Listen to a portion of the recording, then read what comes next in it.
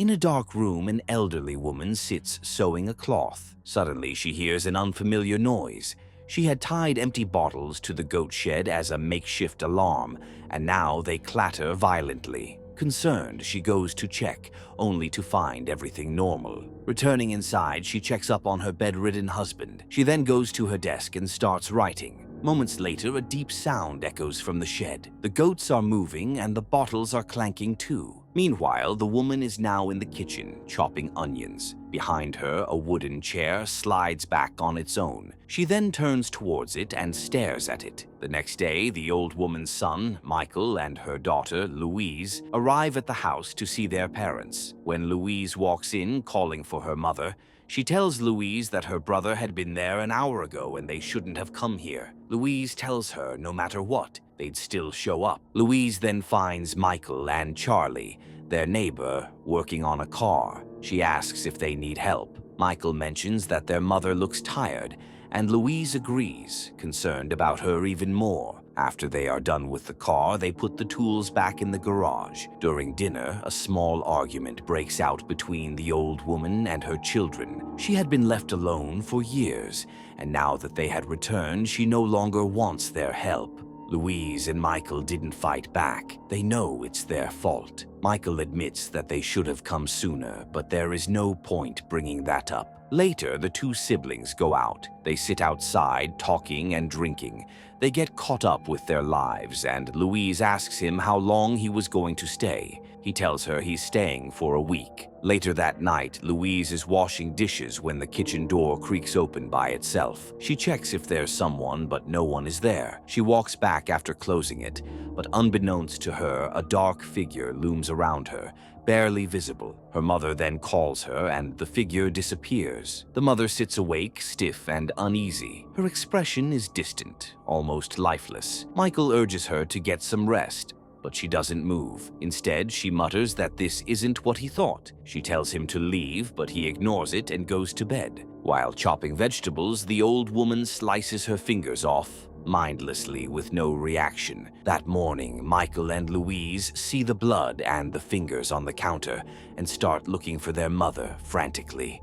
They eventually find their mother hanging in the goat shed. She had taken her own life. Shocked, they run towards her and try to get the rope off of her neck, but there was no point. She was already dead. Later, the nurse who cared for their father tells them that she hadn't mentioned it before, but their mother used to say something. She'd come to their father and whisper like she was talking to someone else and mention that an evil had possessed him. That night, Louise finds a wedding dress in their mother's sewing room. Her name was stitched onto it. The next day, Michael and Louise, along with Charlie, go out together. While standing by the lake, she asks Michael who their mother had been talking to. Michael then told her angrily that their mother chopped her finger and killed herself. Not their fault. That evening, while showering, Louise hears a noise. When she pulls back the curtain, she sees her father standing there. His eyes are milky white, his head twitching unnaturally. She screams. Michael rushes in, but the bathroom was empty. Their father was still in bed, motionless. Louise keeps telling Michael their father was there, but as expected, he didn't believe her. After she walks out, Michael finds their mother's diary. He then takes it to Louise and shows her the diary. The pages were filled with disturbing writings. She wrote, "He is killing David. David cannot breathe. He needs David's soul. Devil, devil, devil," in one entry. Later, when they collect their mother's body, the autopsy doctor hands them a small cross found in her pocket. Michael was stunned. Their mother had never been religious. Back at home, Louise sits by their father's side. As she's sitting there, a spider crawls out of his mouth. She recoils in horror, trying to brush it away, but in seconds it disappears. Michael walks in and asks if she's okay.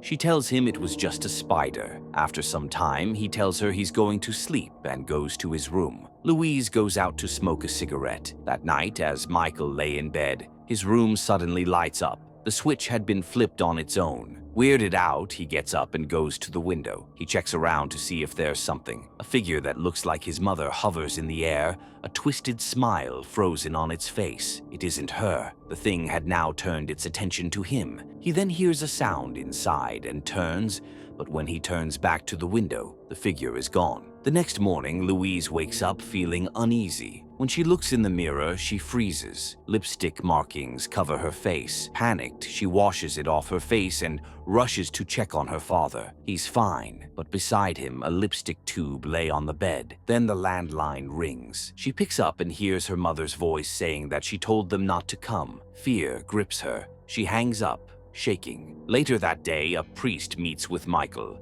The priest expresses his condolences and hands him a small cross. Michael examines it and realized it was identical to the one found in his mother's pocket. Now he was suspicious. Curious, he invites the priest to their house and hands him their mother's diary. After flipping through the pages, the priest admitted he had been there many times. He tried to help their mother as much as he could, but something was inevitable. Michael's temper flares. He blames the priest for putting these thoughts in his mother's head and for making her believe in something dark. Maybe that's why she had lost herself. He lashes out, dismissing everything as religious nonsense. The priest remains calm and reminds them of their mother's warning. Even if they think she is crazy, she did see what she saw. He then leaves, after handing Michael his phone number. Later, Louise goes to the goat shed, flipping through the diary. As she's walking while reading, the bottles tied outside rattle violently. A shadow stretches behind her,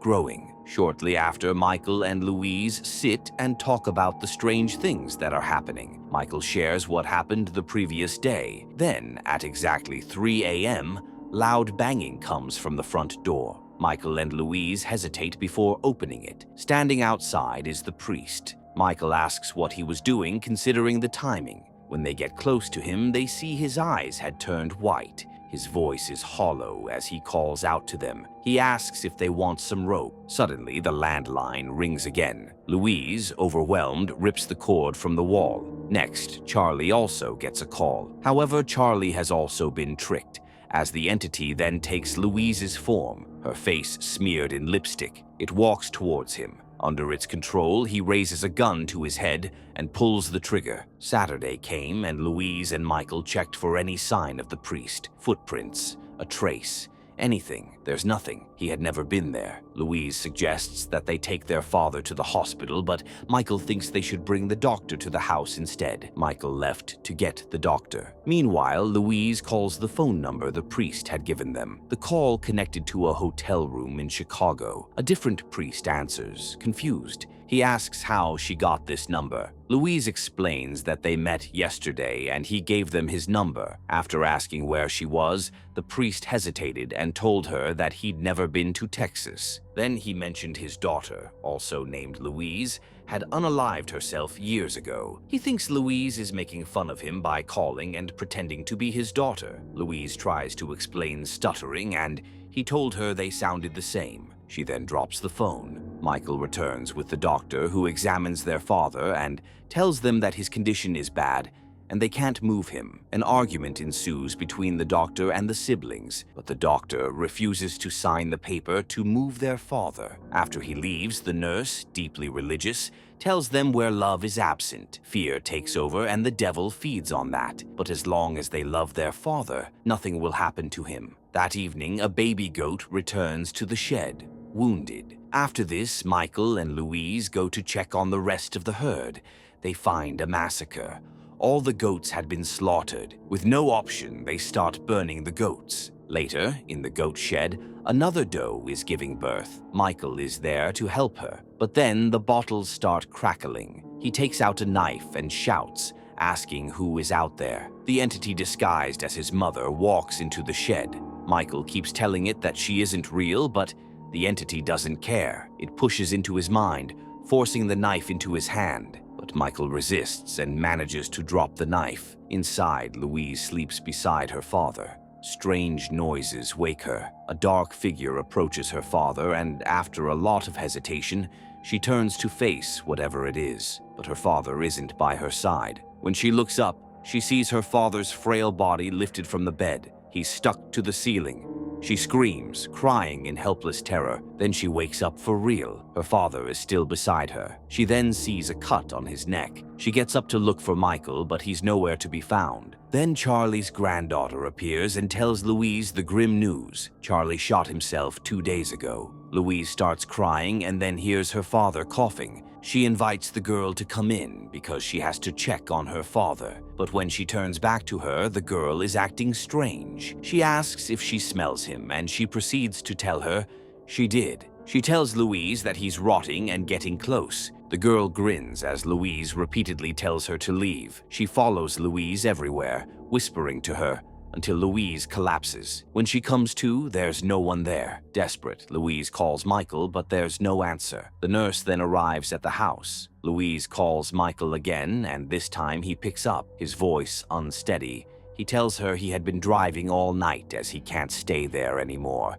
He loves his wife and daughters, and he has to live for them. She breaks down repeatedly, telling him that he left her, but there was no point. Then he tells her to run. All of a sudden, the nurse turns on herself, stabbing herself. Before Louise could react, the nurse lunges, attacking her. Louise fights back but collapses again, bleeding. The nurse then drags her to the other room and continues to stab herself, eventually dropping dead. Meanwhile, Michael arrives at his home. Inside, he sees his entire family dead. Michael stands frozen in his home, staring at the lifeless bodies of his wife and children. The weight of it breaks him and he gets on his knees crying. He then takes out his knife and slices his throat. As he lay dying, gasping for breath, the illusion shattered. The bodies were gone as his family wasn't harmed at all. They then walk into the house only to find him dead on the floor. Their screams fill the air. Back at the farmhouse, Louise comes to and sees the nurse's lifeless body. She decides to leave, but she just can't abandon her father. As she sat there, she heard Michael's voice asking her to help him,